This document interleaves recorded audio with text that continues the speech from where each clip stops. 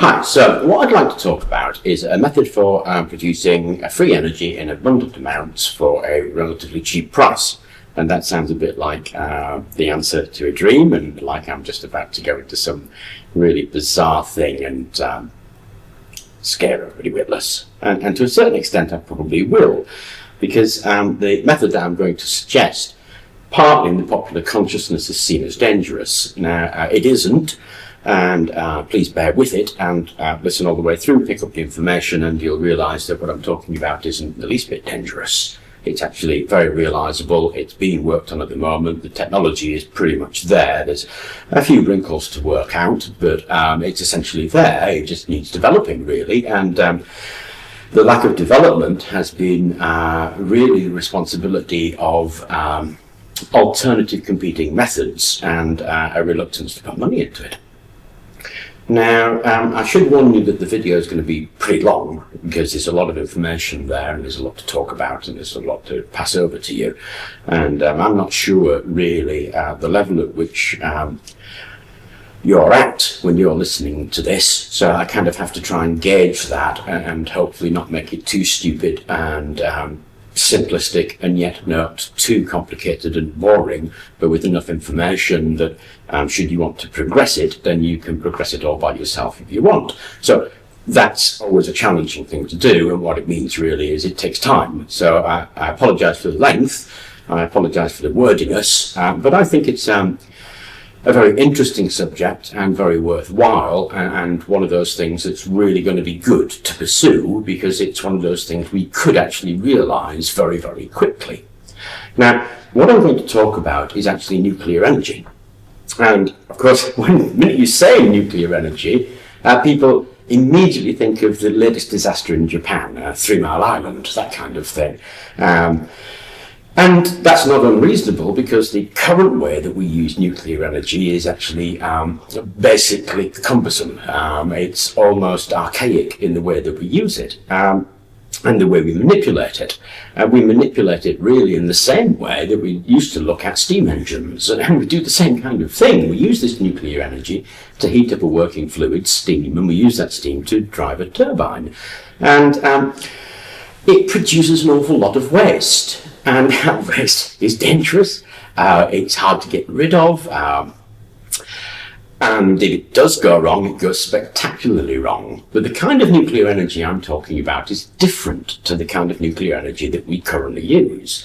Now, the kind of nuclear energy we currently use, I'm sure everybody knows, is nuclear fission. And nuclear fission is where you take a nucleus and you split it apart, and it'll do that pretty much by itself if it's big enough, and you're talking about uraniums here. You split it apart, and that splitting apart forms new elements and an awful lot of heat, and that heat is captured in heating the working fluid, and these new elements are radioactive in themselves. And of course, once that initial nuclear fuel is spent, the spent fuel is what really costs so much to get rid of, because a lot of this stuff stays radioactive for hundreds of thousands of years. And what do you do with it? Well, what they currently do with it, of course, is bury it at sea in great big containers. They put it into oil barrels, fill that with cement, and chuck it overboard. It's what they used to do. I think what they're doing at the moment is they're digging big holes, and they're carrying these containers down, hiding it underground. It's really, really bizarre, but that's what they do. And the other problem with them, of course, is the reaction products from splitting this nucleus apart creates an awful lot of harmful radiation, and that harmful radiation will hit the internal of the machine that you're doing it in, and it damages the machine. It transmutates the internals, it causes them to be radioactive. They have quite a relatively short lifespan, and then you're left with these tons of concrete and steel and all kinds of stuff that you then got to get rid of. So it's a horrendous technology, really, in terms of the environment, truly horrendous. But luckily, there's another kind of nuclear energy that you can harness, and we all, again, know about this, and this is nuclear fusion. And nuclear fusion is, as you know, the process which keeps the sun alive. If we take two light nuclei and force them together, it'll produce an awful lot of energy and a new element, and that energy can then be captured. And this goes on day in, day out, a few 100 million miles away in the sun. That's what we do. Now, When we first approached nuclear fusion, what we looked at is the thing that was in front of us, the sun, and we tried to reproduce the same conditions in order to reproduce the same effect. And the conditions of the sun are obviously tremendous heat, tremendous pressure, quite high velocities and huge densities. And if we can get those things to work, then yeah, sure, we can get nuclear fusion to work. Now, the reason it works in the sun, of course, is because the sun's just so big, it's so massive that the gravitational force on those nuclei keep them in close proximity to each other. The actual incipient heat isn't released easily because the thing's just so big, you can't get out there. I mean, we get a lot of heat from it, but that's nothing compared to what's actually in there. So the whole reaction system of the sun is ideal for these kind of reactions to occur. In order to produce that back down on Earth, of course, we have somewhat challenging problems. And the traditional way of looking at it has been to look at it in the hot plasma kind of way. So we need to create this or recreate this sun-like environment here. And we've tried to do that. Now, the problem with that, of course, is that hot plasmas are immensely corrosive. If you touch anything, they just destroy it immediately. So what you need to do is confine those plasmas to an area where they can't touch anything. And the way that they've actually been confining them is using a device called a tokamak. Now, a tokamak is a huge thing. It's bigger than an aircraft carrier. It's just massive. And most of the bulk of it is made up of magnets because they use magnetic confinement. They flip on the switch, on come these super powerful magnets, and they squeeze the plasma into an area where it doesn't touch anything and hold it there, hoping that the reaction will happen.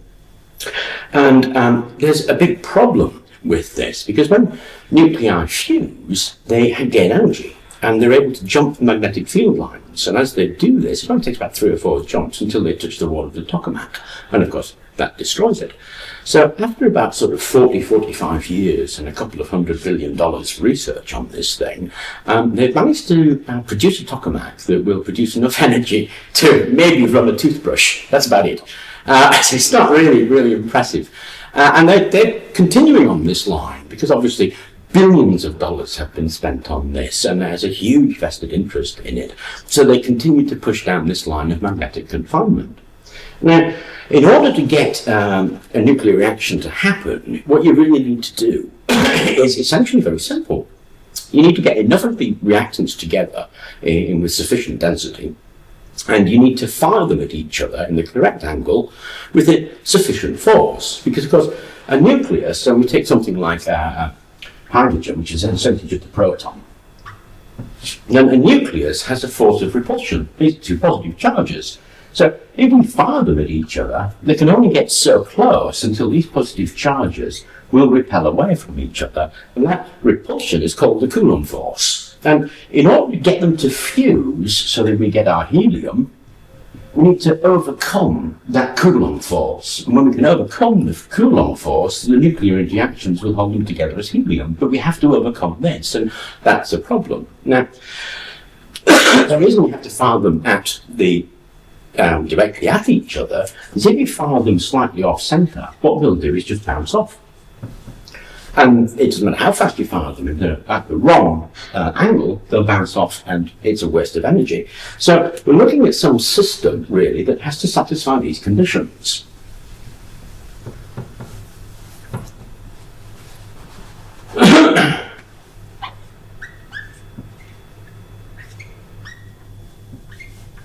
So N1 and N2, they're the densities of the reactant species that you're using. So if we use something like heavy hydrogen deuterium, then that would actually just be N squared. If we use different species, then it's obviously M1, N2 for the densities of the species that you're using. Now this sigma F is the cross-sectional area. So it's basically, if I take a slice out of it, and I have an awful lot of these things at specific density, and I can increase that density for the same cross-sectional area, I'm going to increase the likelihood of them hitting each other. It's a simple thing. If you chuck a load of marbles on the floor and there's a lot of them together and you throw in another marble, your likelihood of hitting a marble is that much bigger. If you have the same area, one marble in it, and you randomly throw a marble in, you're not likely to hit it. So improving the density or the cross-sectional area is an obvious way of getting things to hit. Now, the other thing that we're interested in is velocity. That is the speed at which they hit. But if we can get that speed quick enough, it will overcome the Coulomb force and they'll hit. So really what this is saying is we've got enough of these things in a small enough area with a quick enough speed, they're going to hit. And that's a measure of the ability of this reaction to occur. Now, what's traditionally been used to increase the velocity, because that's what we're looking at really, is this. What's traditionally been used and is used in tokamaks is heat. Because if we heat something, we give it energy. And if we give it energy, it's going to move quicker. So if we heat something an awful lot, it's going to move very, very quickly. So what they're doing when they heat something up in a tokamak is they're actually improving the velocity. Now, heating something to get it to move quicker is actually not the best way of doing things. There are other ways of getting things to move, getting these particles to move quickly enough so that you can increase the chance of the fusion occurring. And of course, particles of this type have charge. So if I take a charged particle, then I put it next to a plate like that, and I put a voltage on that plate, then that particle will be attracted to the plate. And obviously the speed at which the particle will be charging up towards that plate is going to be related to the voltage that I put on the plate. Now, another way of looking at heat as a motion isn't to do with temperature itself. We're not talking about temperature here, we're talking about velocity. And we can think about electron volts. Now, an electron volt is the speed of an electron at 1 volt towards a charged plate. And electron volts relate to temperature, and it's about 11,600 kelvins times 1 electron volt equals, 11,600 times 1 electron volt equals kelvins. So something like your television screen worked out that way. If you're sitting in front of a CRT television screen, those electrons hitting that screen at something like 200 million kelvins, because of the speed at which they're travelling. So this idea of millions of degrees of Kelvin, if expressed in terms of speed of the particle and electron volts, is actually very, very achievable. It's quite low, actually, and we can get that kind of temperature if we put on something like 4,200 kilovolts. If we put something like that onto that plate, that particle will move with a speed of an equivalent heat of 200 million degrees Kelvin. So we can get that particle temperature right up there, actually relatively simply, just by putting up plates and charging it to a voltage. Now, this is not something that has escaped people. This is something that was actually looked at by a guy called Philo T. Farnsworth. And Farnsworth was an American inventor, actually worked in television. And he was using something called a diode, a valve diode. Now, valve diodes are actually astonishingly interesting things. What you have is a tube that you create a vacuum in. You have one charged plate here, one charged plate there. And if you heat that plate, then it will give off electrons. And it will give them off only in one way. They can't go this way, they only go that way. So the current flow is only in one direction, hence it's a diode. Now, that's a very interesting structure because what's happening in there is what we want to happen. And Farnsworth was looking at this and working with this, and he noticed there's kind of like a strange blue glow in these tubes when he was working with them. And he developed that from there into something called a multipactor, and from there into something called a fuser. Now, the fuser is a way of speeding up the particle velocity to a fusion velocity. And it's a very simple thing, really. All we actually do is if you have an outside bit and an inside bit, the outside bit you make positive, the inside bit you make negative. And if you fire an ion in there, and that voltage is sufficient, so we're talking about a voltage difference between these two, around about 50,000 kilovolts, something like that. You fire those in there, what will happen is that a positively charged ion will be attracted to here, and very, very quickly. Now, of course, it will speed its way into the centre, and it's so fast that what we'll actually do is speed back out again. But as it speeds back out, it's approaching a positive charge, it loses its speed, and goes back down into the centre and recirculates in the centre there. So because it's captured here and spending its time circulating in there, then there's a greater likelihood of a collision actually occurring worth firing these things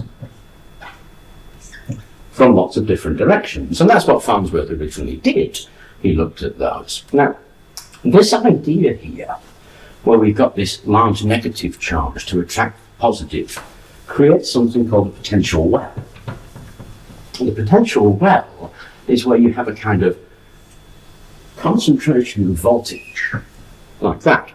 The particle comes into the well, and it's got enough energy it can roll up and then back down again. And it sits in the bottom of this well and is trapped. And because it's trapped there and you're still firing them in, then the density of this actually increases, which is, if you think about it, one of the things that we want to happen.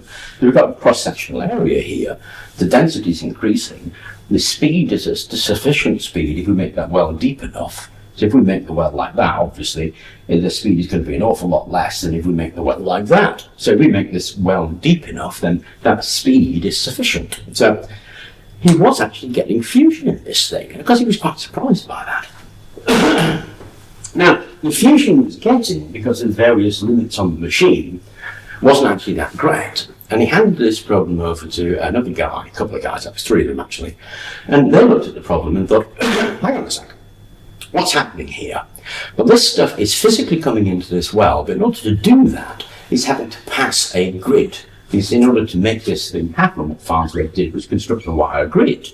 So the wire grid was at the centre, the shell was on the outside, plus minus.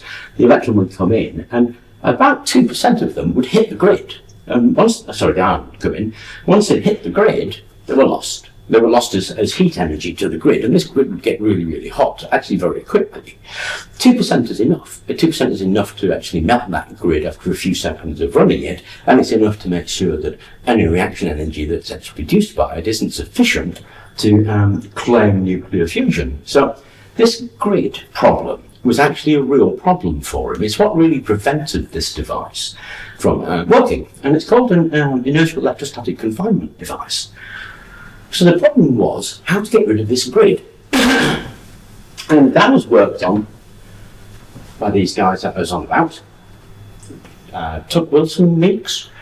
And what they did was turn this the other way around. So instead of having a negative charge in here to attract the ions to it, they put a positive charge. So we had a central grid with a positive charge, an outer grid with a negative charge, and then an encasement around that. So what you do then is put in your nuclear fuel, in this case it's deuterium, you put in deuterium, the high negative charge strips it off to create positive ions, and the high positive charge here attracts the electrons, as you would expect. So the electrons are attracted into the centre. Now, electrons are tremendously easier to control in magnetic fields than ions because they're thousands of times lighter. So it's easy to deflect them, it's easy to control them, it's easy to contain them. I mean, easy is in relative terms, of course, because, you're talking about very high temperatures here, very high energies. So this idea of being easy is relative, okay? But it's still much, much easier to control electrons than it is to control ions. And what happens is you build up a charge density of electrons in the centre here. Now, once that electron density charge has been created, what it does is create something called a virtual cathode. And this virtual environment here then attracts the ions that we've produced on the outside of it, so they shoot into the centre. Now, you'd think that the ions shooting into the centre of here, they would be zipping past electrons, so they'd pick up the electrons and they would be re-neutralised. Actually, that isn't what happens. Oddly enough, what happens is the ions zip into the centre, and of course they're moving so fast that they come back out a little bit, I mean back in and back out, and they form a centre surrounded by this negative charge. So you have a shell of negative with a centre of positive.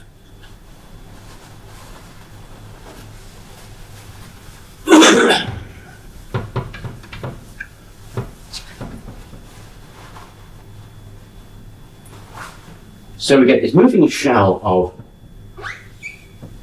electrons kicking around here. And in the centre, we have a highly dense population of ions sitting in the centre there, that just sit in the centre.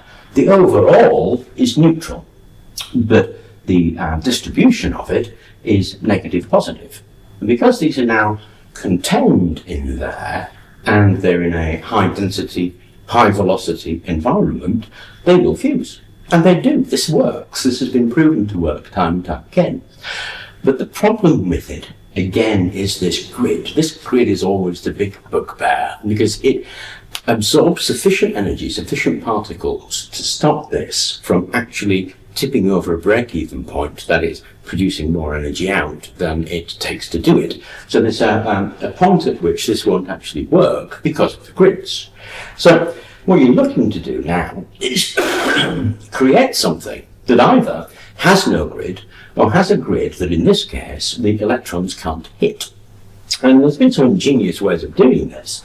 And the first guy, really, to look at this, and now I'm going about 3 or 4 years ago, the first guy to look at this was Bussard, Robert Bussard, of the space engine fame.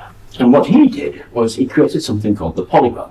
You know, the polywell was a ring of magnets. And these magnets, when they attracted the electron, because they were magnetically aligned themselves, the electron wouldn't hit them. It would go past them into the centre and be caught in the same way as the fusor. But in this case, the grid doesn't get hit, so there is no loss. Now, you have lots of problems in creating this magnetic field and containing the electrons in the centre. And he's up to, actually, he passed away in 2007. But the group that he created is actually up to something called WB7. And WB7 is reported to reach the break-even point. It's now being run by, I think it's the American Navy who've taken this off, and they're running it. And he reckons for $200 million he'd be able to get this to work. Now, $200 million sounds a lot to us, but actually in tokamak research terms, it's peanuts. It's small change. It's what you'd find in your pocket if you had the kind of budget that tokamak researchers had. So it's very, very small. And that's one real approach that's actually moving towards working. Now, it's not the approach I'm going to recommend, or the approach that I'm thinking about, because I have a slightly different view of it. Because what Bussard did, really, was essentially combine tokamak technology with IEC technology. And that's no surprise, because he came from a tokamak background, and the thing that he developed was called the rigatron. The rigatron is a variation of the tokamak. In order to work, and work safely, tokamaks actually need to be surrounded by a lithium blanket, and it's about 2 meters thick, this thing.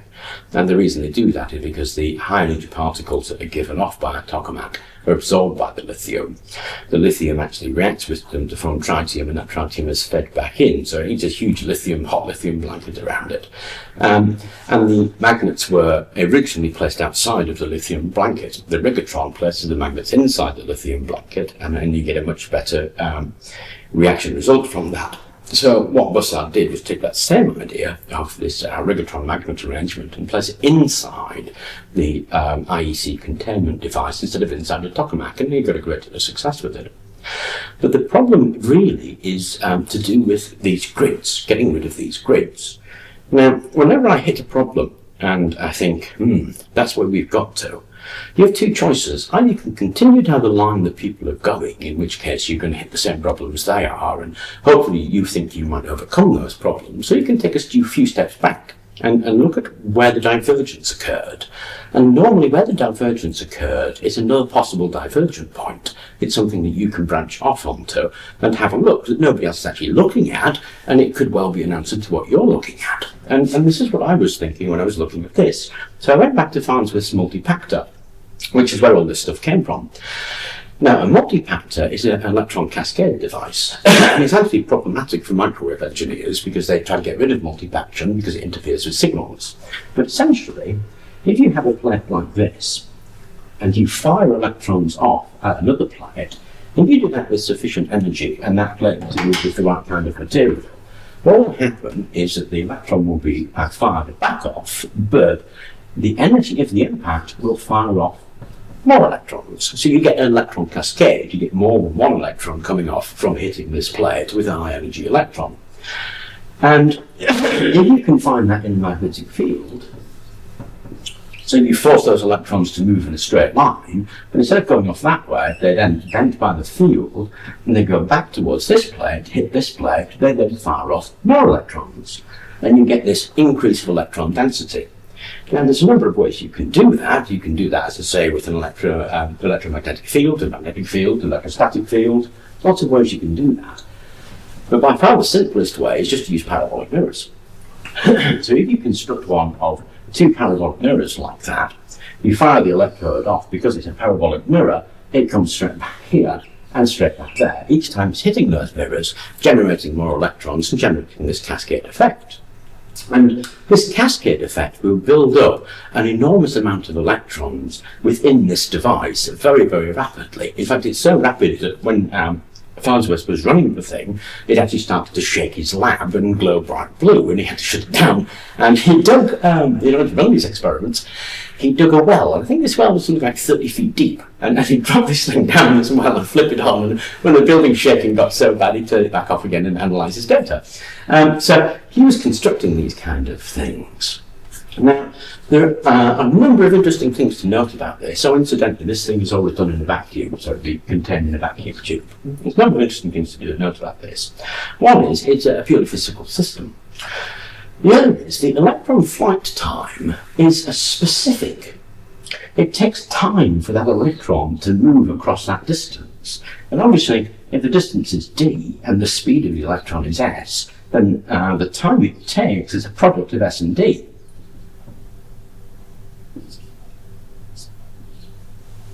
Just divided by speed. If we can, first of all, have this situation where we're generating our electrons using these parabolic mirrors, and outside of this device, we put a couple of magnets. Now let's leave those for a minute, and we'll talk about those in a minute. Okay? So we turn the device on, and we have a positive and a negative, and we bounce the electron that way. When the electron has reached this plate, then we reverse them. So we make that a positive, that a negative. The electrons bounce back this way, and they hit the plates, and they do that at the speed at which they travel.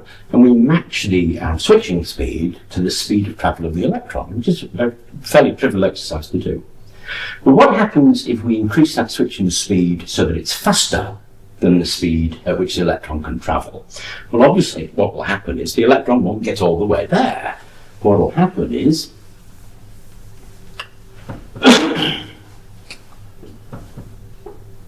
it'll begin its journey, so it's speeding its way through there, and then we swap the speed.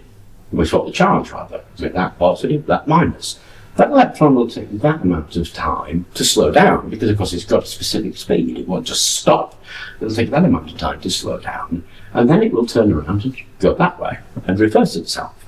Again, before it hits that plate, if we do that with it, so we change the charge on it, that electron will be forced to go like that. So you're going to get a situation where we have a two-fold approach. The first fold, to generate an electron cloud, we run it in cascade or multi-action mode, and that will generate a high electron cloud. Once we've generated our electron cloud, what we then do is increase the speed of the switching. So that electron cloud doesn't have anywhere to go. It just bounces in and out between these two. And as it bounces in and out between these two, what it's going to do is form an electron cloud in the center of our multi-action device. Now, the reason these are here is we contain the sideways expansion of that using these magnetic fields, not just electromagnets. So the expansion this way is controlled by the switching speed of the two places in which we generated it. The expansion this way, this is a ring structure, the expansion this way is controlled by this electromagnet that we put around the thing. And that will keep us an electron cloud in the center there. And what we've got there is exactly what we were trying to produce with the fuser, but it's completely gridless. But there are no grids to interfere. Now, we've got a tiny hole in there. And we fire ions into there using an accelerator, and it wouldn't have to be much. You're talking about a cathode ray tube, an ion tube. You just heat something up, it will give off ions, and because of the high negative charge here, these ions are going to be attracted, because what we've done here is created that energy well. So they're going to be attracted to the centre in the same way, and you're going to build up a collection of ions in your virtual electrode here. And once we've done that, what we then do is pulse power this. So if we put a pulse of energy in there, that magnetic field will suddenly increase. And what that will do is squeeze this. So a bit like squeezing a rubber ball. You put in a huge field in here and you squeeze it.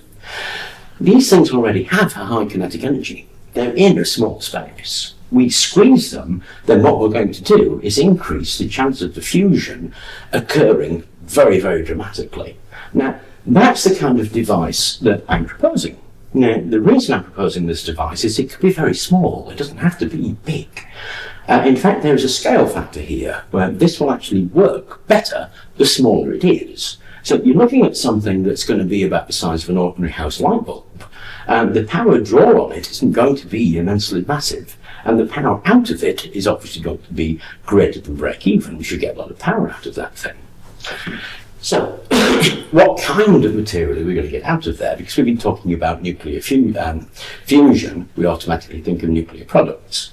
Well, it very much depends what you put in there. Now, the reason they use deuterium an awful lot is because it's light. Because in the hot plasma schemes of things, you need it light, because if it's any heavier, the amount of energy needed to get it up to speed is just so high it becomes unapproachable. So they use the light ones, and they use the light ones because it's much easier to do it. But the unfortunate problem there, of course, is when you use the light ones, it's not only easy to do it, the reaction products are actually dangerous. But there is a very interesting product we can use. We can use boron 11 actually. Boron 11 is a stable isotope of boron, of which is about 80% of all boron is boron 11. And it's the main constitutive borax. It's about, I think, 0.005% of seawater is boron 11. So there's an awful lot of boron around. There's plenty of it. It's not a scarce mineral, scarce resource. And if we use that with the proton, so we have a proton-boron reaction, proton, remember, is just a hydrogen nucleus, and we fire those into it, what we get is an agitated C12 carbon.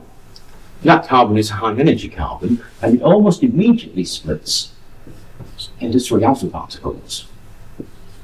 One of them is a high-energy alpha particle, and the other 2 are mixed-energy alpha particles. That high-energy alpha particle has a specific energy, a specific speed. Now, the good thing about alpha particles is they're actually relatively harmless. Oh, there is another slight mild product actually here, is we get some X-rays. So you get some X-ray production as well, but not a massive amount and quite easy to shield against. The bulk of the production is alpha particles. And these alpha particles are actually very interesting things. So as they speed out of the reaction, what you need to do is slow them down slightly with a magnetic field. And when they touch the side of the metal or the side walls of the container, which would make out of metal, when they touch the metal, then obviously they almost immediately absorb 2 electrons, and that creates a high voltage current flow. There is no use of steam here. We don't use a heat engine to extract this energy. Once it hits the wall of the tube, and we make our tube out of metal, once it hits the wall of the tube, then the current is generated directly in the tube wall. Now, once it's got its electrons, what that alpha particle becomes is a low energy helium. And that helium produced is not radioactive. So the reaction products of this proton-boron reaction are in fact just helium and a small amount of X-rays. Those X-rays obviously we'd use lead to shield against, but it's not a massive amount. You're talking about a thickness of aluminium foil would actually do it. So if you've got the thickness of aluminium foil but in lead and wrapped it around that, it would take care of your X-rays. This stuff would just be vented off as helium, so if you don't mind talking about Donald Duck for a little bit, then it's perfectly harmless. So as long as we use this proton-boron reaction, incidentally, lithium is a very similar reaction and actually produces harmless products. Then what we're doing is producing a hell of a lot of nothing, really, just energy, clean, free energy. And we don't have the same problems that we have with the nuclear fusion that's currently run and nuclear fission as we have our plants running at the moment. We don't produce tons and tons of radioactive waste. So that's what I'm actually thinking of building. Now, as I said, it's been an interest of mine off and on for quite a while. It's one of those things where I've been developing the project really, and doing it alongside other things, which always slows you down. What I think is that I wouldn't be able to develop this project all by myself. I just don't think it's possible. I think the project is far bigger than me, really. And what I think is that if people got together and worked on this project, then we have a perfectly feasible methodology for creating a fusion reactor that would be the size of a light bulb, could sit in your kitchen quite safely, and generate free energy for your household. No problem at all. Anyway, I hope you enjoyed the idea. I hope it sparked something off in you. And if you feel like talking to me about it and maybe becoming involved in setting up a project where we can actually build this thing and get it running, I'd be really excited and interested to hear from you. So I hope you enjoyed watching. Thank you very much.